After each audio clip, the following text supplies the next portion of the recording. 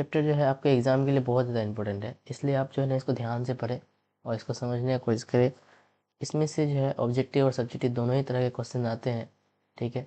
तो आप हर हाल में इसमें आप ध्यान देंगे कि आपको मतलब पूछा जाए तो आप इसका जवाब दे पाए, ठीक है।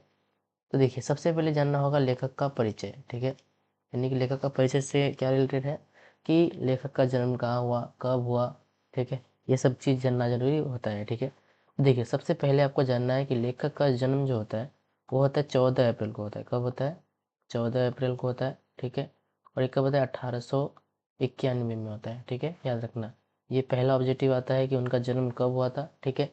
और ये पूछता है कहाँ हुआ था, तो आपको याद रखना है कि आपका जो है मध्य प्रदेश में हुआ था। और कहाँ पे हुआ था? महू मध्य प्रदेश, जिसको हम लोग बोलते हैं, ठीक है, वहाँ पे इसका जन्म हुआ था।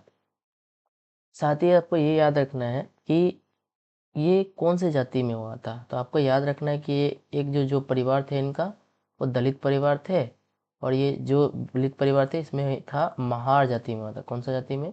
महार जाति में इनका जन्म हुआ था, ठीक है। ये भी आप साथ में याद रखेंगे, ठीक है। याद रखेंगे आप लोग को। ये बचपन से इन्हें कई तरह के जो समाज की कुरीतियाँ हैं उनको इसे झेलना पड़ता है, ठीक है। तो सबसे पहले देखिए, तो इनको जो है स्कूलों में दाखिला होने में दिक्कत होता था, स्कूल में जाने नहीं दिया जाता था, ठीक है। तो साथ ही इन्हें छुआछूत जैसे बहुत सारे मतलब जो समाज की कुरीतियाँ थी वो सब मौजूद था और इनको इससे झेलना पड़ रहा था, ठीक है। देखिए, तो आपको याद रखना है कि उच्च शिक्षा के लिए जो है ना कहाँ चले जाते हैं? न्यूयॉर्क जाते हैं, अमेरिका जाते हैं, फिर वहाँ से लंदन जाते हैं। तो याद रखना है, एक व्यक्ति है जिसका नाम है क्या? ब्रोदा नरेश। कौन है? प्रोदा नरेश। याद रखना है, इनके प्रोत्साहन पर जाते हैं। प्रोत्साहन करने का मतलब है कि इन्हें छात्रवृत्ति देते हैं और उन्हीं के द्वारा क्या करते हैं ये, मतलब जो है न्यूयॉर्क, अमेरिका, फिर वहाँ से लंदन जाते हैं। और वहाँ पे कौन किसकी पढ़ाई करते हैं? वकालत का पढ़ाई करते हैं। क्या का पढ़ाई करते हैं? वकालत, ठीक है, याद रखिएगा इस बात को। और करने के बाद जो है राजनीति में सक्रिय भूमिका निभाते हैं। मतलब फिर से क्या होता है? वकालत करते हैं, फिर राजनीति में आ जाते हैं, ठीक है। और राजनीति में सक्रिय भूमिका निभाते हैं। और इसने जो है ना कई सारे चीज़ों को मतलब आगे बढ़ाते हैं, जैसे कि अछूतों, स्त्रियों और मजदूरों को मानवीय अधिकार और सामान्य जो अधिकार होते हैं ये दिलाने के लिए क्या करते हैं? अथक प्रयास करते हैं, है ना। मतलब कई सारी चीज़ें ये करते हैं यहाँ पे, ठीक है, ध्यान दीजिएगा। उसके बाद ये जो है ना लेकिन देखिए, ये जो क्या बोलता है, कहते हैं ना, कोई भी महापुरुष हो, जो भी हो, जो इस धरती पे जन्म लिए हैं उनका मतलब विनाश, या फिर कह सकते हैं कि उनका यहाँ से जाना जरूरी रहता है। तो ये जो है अब हमारे महान अनुभव डॉक्टर भीमराव अम्बेडकर जी, वही हमें छोड़ करके कब? 6 दिसंबर 1956 को यानी कि चले गए, ठीक है, याद रखिएगा। ये था थोड़ा सा लेखक का परिचय, ठीक है, याद रखेंगे इसको। और आगे हम लोग और भी देखते हैं कि इनके लेखक के परिचय में और भी चीज़ें हम जोड़ेंगे, ठीक है। देखिए, तो अब यहाँ पे ध्यान दीजिए, इनकी प्रमुख रचनाओं से पहले एक बात और मैं बता देता हूँ, ठीक है, ध्यान दीजिए। ये जो है ना, जो इसके जो है ना, इसके 3 प्रेरक व्यक्ति हुआ करते थे उस समय। कितने प्रेरक व्यक्ति थे? 3, ठीक है। क्या क्या नाम है? तो इनका प्रेरक व्यक्तियों में थे, पहला थे बुद्ध, कबीर और ज्योतिबा फुले। ज्योतिबा फुले, ठीक है, याद रखिएगा। ये 3 व्यक्ति थे, ये क्या इनके थे? प्रेरक व्यक्ति थे। प्रेरक करने का मतलब इनसे ये प्रेरणा लेते थे और मतलब कई सारे कार्य करते थे, इनके ही मार्ग पर ये चलते थे, ठीक है। तो इनके कितने प्रेरक व्यक्ति थे? 3 प्रेरक व्यक्ति थे, ठीक है, याद रखिएगा, बुद्ध, कबीर और ज्योतिबा फुले। ऑब्जेक्टिव में कई बार पूछे गए हैं, ठीक है, तो इसे आप ध्यान देंगे। तो इनकी देखिए प्रमुख रचनाएं कौन कौन सी थी, कौन कौन सी इसने रचनाएं किया था, ठीक है, ये भी इंपॉर्टेंट है, ठीक है। तो क्या क्या है इनकी रचनाएं? सभी रचनाएं जो है अंग्रेजी में हुआ करते थे। The caste in India, their mechanism, genesis and development, who are Shudras, ठीक है, बुद्ध हिज धम्म, है ना, annihilation of caste, the untouchables, who are they. ये सब क्या है आपका जो है इनकी प्रमुख रचनाएं हैं, जितने मतलब जो है इसको क्या किए हैं? रचना किए हैं, ठीक है, याद रखिएगा। अब ये जो हम लोग पढ़ने वाले हैं, ये जो चैप्टर है, ठीक है, इस चैप्टर पे आप लोग देखिए ये पार्ट, यानी श्रम विभाजन और जातीय प्रथा, ये चैप्टर का नाम है, ठीक है। तो ये किससे लिया गया है? तो एक इनका ये भाषण था, एनिहिलेशन ऑफ कास्ट, ठीक है, याद रखिएगा, एनिहिलेशन ऑफ कास्ट, इसका ही क्या है? अंश है। ये क्या था? भाषण था।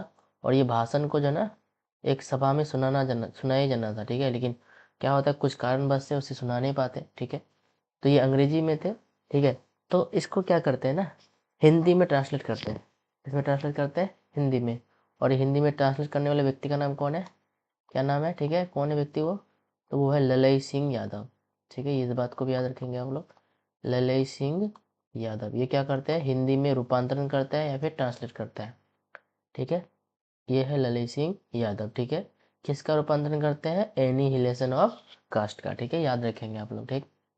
देखिए साथ में और एक चीज़ याद रखिएगा, इनके जो भी संपूर्ण जो वार्डम में है, यानी कि जितनी भी इनका जो कीर्ति है कितने खंडों में मतलब प्रकाशित हुए हैं, तो याद रखिएगा आप लोग कि 11 खंडों में हुए हैं, सॉरी 11 या 21 खंडों में हुए हैं, ठीक है, याद रखिएगा, इसमें थोड़ा डाउट हो रहा है तो आप लोग एक बार देख लेंगे 11 या 21 दोनों में से हो, ठीक है, तो 21 खंडों में क्या हुए ये प्रकाशित हुए हैं, याद रखेंगे इस बात को। चलिए ये था आपका लेखक परिचय, यानी कि लेखक परिचय में कौन थे आज, तो डॉक्टर भीमराव अंबेडकर जी थे, ठीक है। अब आते हैं कि इस चैप्टर में जो क्या बातें गई, यानी कि डॉक्टर भीमराव अंबेडकर जी ने है श्रम विभाजन जाति प्रथा में क्या क्या बातें कही हैं, उनके प्रमुख सारांश क्या है। देखिए पूरा चैप्टर पढ़ने के लिए अभी आपको बस टाइम नहीं है, तो आपको याद रखना होगा कि आपको सारांश पढ़ना होगा। चलिए पाठ का जो है ना सारांश पढ़ते हैं हम लोग, ठीक है। देखिए तो यह पाठ जो है ना श्रम विभाजन और जाति प्रथा में लेखक के जाति आधार पर होने वाली, है ना, क्या होने वाली अपना सॉरी असमानता के खिलाफ क्या करते हैं, अपना विचार रखते हैं, क्या करते हैं ये विचार रखते हैं, याद रखिएगा इस बात को, क्या रखते हैं अपना ये विचार रखते हैं, ठीक है, क्या रखते हैं ये अपना विचार रखते हैं, ठीक है।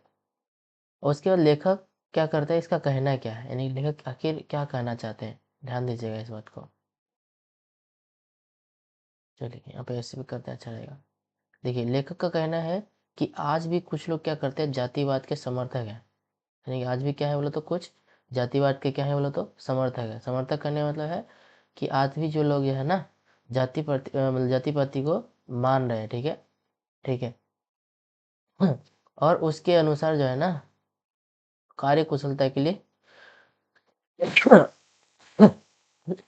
अरे, यानी कि उसके अनुसार कार्य कुशलता के लिए श्रम विभाजन क्या है आवश्यक है, होना ही चाहिए, ठीक है ना। उसके अनुसार क्या है जाति पाति होना चाहिए, क्यों होना चाहिए, कार्य कुशलता के लिए, क्यों होना चाहिए, देखिए तो जाति, क्योंकि जाति प्रथा श्रम विभाजन का एक रूप होता है ना, एक एक क्या होता है इसका रूप होता है, इसलिए क्या कहते हैं इस, लेकिन लेखक की आपत्ति है कि जातिवाद श्रम विभाजन के साथ साथ श्रम विभाजन का भी रूप लिया जाता है।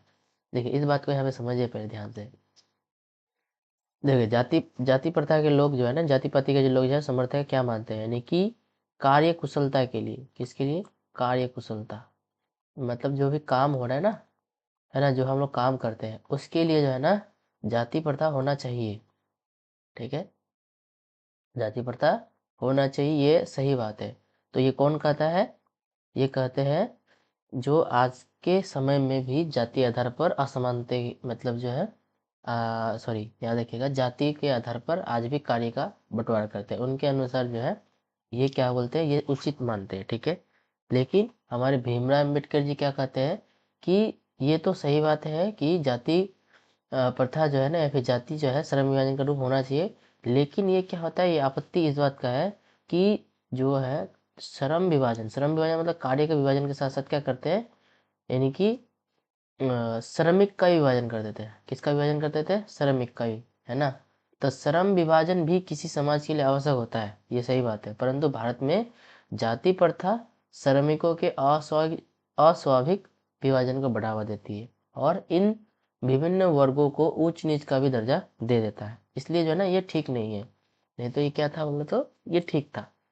ये कौन कह रहा है, हमारे भीमराव अम्बेडकर जी कह रहे हैं कि श्रम विभाजन होना उचित है, सही है, होना चाहिए, लेकिन किस आधार पे होना चाहिए, योग्यता के आधार पर होना चाहिए, किसके आधार पर, योग्यता, यानी कि जो भी योग्य है उसके अनुसार उसको वो कार्य मिलना चाहिए। लेकिन हम लोग का समाज किस तरह का है, जाति के आधार पर ये कार्य किया जाता है, ठीक है, यानी साथ में क्या करता है उच्च नीच का भी भावना पैदा कर दी जाती है, ठीक है, याद रखिएगा।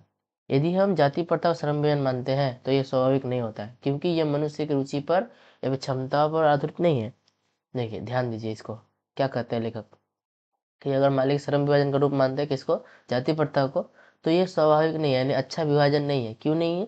क्योंकि ये जो विभाजन होता है ना, मनुष्य की रुचि पर आधारित नहीं होता है ना? किस पर आधारित नहीं होता है? मनुष्य की रुचि, यानी कि मनुष्य कौन सा कार्य करना चाहता है या नहीं चाहता है, वो किसी पर निर्भर नहीं है ना? तो इसलिए क्या है, ये ठीक नहीं है, उचित नहीं है, ठीक है।